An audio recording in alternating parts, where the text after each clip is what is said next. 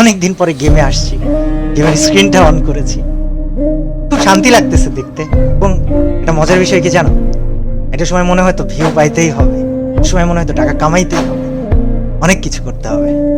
এটা এখন কি মনে হয় জানো, এখন মনে হয় কিছু একটা করে যেতে হবে যেটার জন্য মানুষ আমাকে আজীবন মনে রাখবে।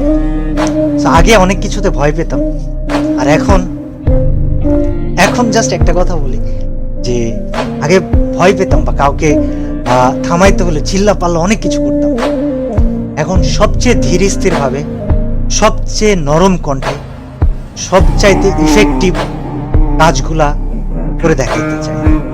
আমার জন্য দোয়া করো, আমার সাথে থাইকো। আর বিশাল এমন মানুষ আমাকে প্রশ্ন করতেছে, কল দিতেছে যে ভাই আপনার চ্যানেলের 1800 ভিডিও কোথায় গেল।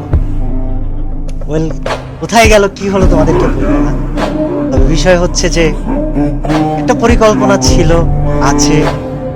আমার জন্য দোয়া করো যেন আমি পরিকল্পনাটা বাস্তবায়ন করতে পারি, এবং তোমরা আমাকে মনে রেখো আজীবন। আমি তোমাদেরকে আসলে অনেক ভালোবাসি, কিন্তু তোমাদের থেকে বেশি ভালোবাসি আমি আল্লাহকে। আমার পরিকল্পনাটা অবশ্যই থাকবে, তবে আছি আমি কিছুদিন তোমাদের জন্য, সাথে থেকো। আর অফিসিয়ালদেরকে আমি বলবো, আপনারা যদি আমার এই ভিডিওটা দেখে থাকেন, আমাকে খারাপ ভাইবেন। আমি কমিউনিটি, গেম, এটা আমার কাছে খুবই ভালোবাসার জায়গা। আপনাদেরকে আমি অনেক সম্মান করি, অনেক রেসপেক্ট করি। আর আপনাদেরকে না দায়িত্ববান হতে হবে। অর্গানাইজার্স, আপনাদেরকে দায়িত্ববান হতে হবে। স্পোর্টস প্লেয়ার, তোমাদেরকেও দায়িত্ববান হতে হবে। এবং আমি নেতা হতে আসিনি, কিন্তু আমি সবাইকে সাথে নিয়ে কিছু পরিবর্তন করে যাব ইনশাআল্লাহ।